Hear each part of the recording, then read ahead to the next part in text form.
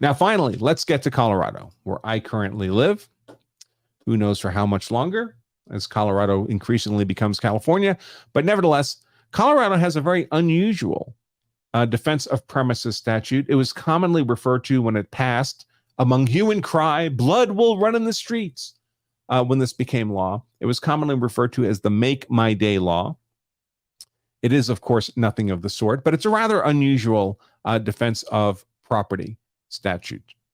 So it's this is it, 18-1-704.5. And again, this is from our Colorado-specific use of force law course. We have one of those for every state. You can learn more at the banner below, lawofselfdefense.com/state. And it reads, in relevant part, notwithstanding the provisions of 18-1-704, 704 was what normally sets out deadly defensive force and self-defense. So it's saying, all right, despite what that says, you also have a privilege to use deadly physical force if you meet the conditions of this statute, 704.5. Notwithstanding the provisions of 704, any occupant of a dwelling, so it doesn't have to be an owner, anybody inside the dwelling, is justified in using any degree of physical force, including deadly physical force, against another person when that other person has made an unlawful entry into the dwelling. So, first thing to note, unlawful is enough. It does not have to be a forcible entry.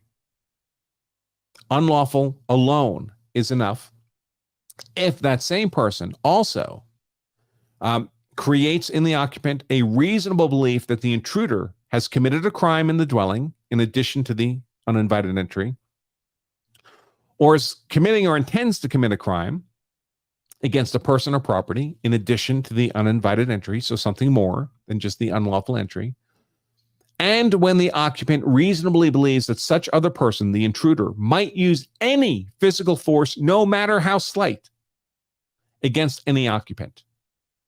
Now, this second half of this paragraph is the remarkable portion. The first part's not that remarkable, the fact that it doesn't require both unlawful and forcible, because as we saw, Arizona doesn't either. But this Colorado statute is doing something different. North Carolina and Arizona created a legal presumption that you had a reasonable fear of imminent deadly force harm. It legally presumed these elements to be present. It didn't say they're not required. It legally presumed them to be satisfied. They're still required. They're just presumed to be satisfied. Here, Colorado is saying, you don't need them.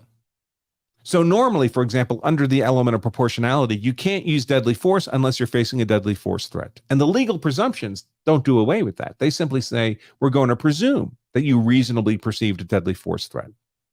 Colorado here is saying, the threat you're facing doesn't have to be deadly force. If that person unlawfully entered, and you have a reasonable belief that they've committed a crime or intend to commit a crime, so you're mind reading now, against property or persons inside that residence, and you reasonably believe that they might use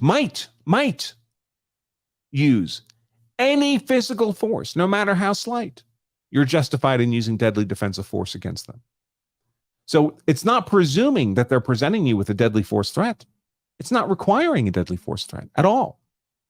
Any physical force, no matter how slight, is sufficient to satisfy the condition for using deadly defensive force against them, for taking their life, if you meet these conditions of Colorado's so-called Make My Day law.